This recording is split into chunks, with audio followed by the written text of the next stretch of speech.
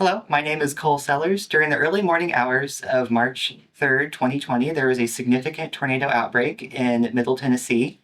Not only was this outbreak overnight, but it also was poorly forecasted by the Storm Prediction Center. The combination of these two factors likely led to a relatively high number of casualties and injuries. In all, there were 25 deaths and 309 injuries due to these tornadoes, and a total of $1.6 billion in damage.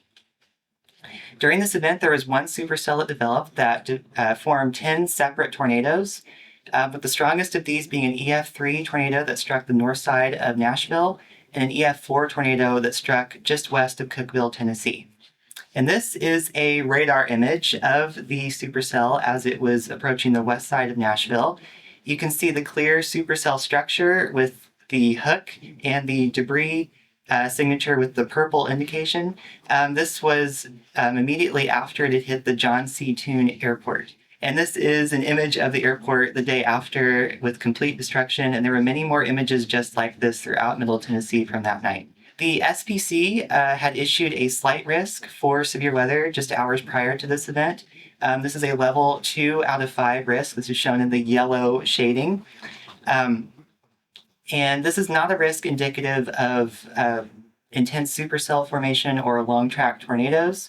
The SPC and National Weather Service forecast discussions had mentioned the possibility of a couple of tornadoes, but claimed that the main risks would be hail and wind. In those reports, the hail and wind reports are shown in the blue and green dots. There are many of those, but there were also 19 tornado reports, some even extending into the marginal risk, which is the green shading. And this is a level 1 out of 5 risk. So this was not well forecasted by the Storm Prediction Center.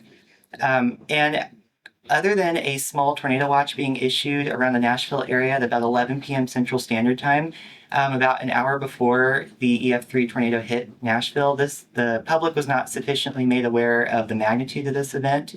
And after doing some research, it's not surprising that the forecasters would not have found this event to be very significant, as the upper level wind was not very supportive of intense supercell formation or long-lived tornado formation. There's also relatively low moisture and energy for storms to use to grow, even if a storm was able to develop in the first place. In future research, I'd like to understand better how and why this intense supercell was able to develop under such conditions, and also how it was able to develop multiple long-lived, strong tornadoes. In the future, I hope that this research can be used to better warn the public in advance of these localized nighttime tornado outbreaks in an effort to reduce the number of tornado deaths and injuries that they cause. Thank you.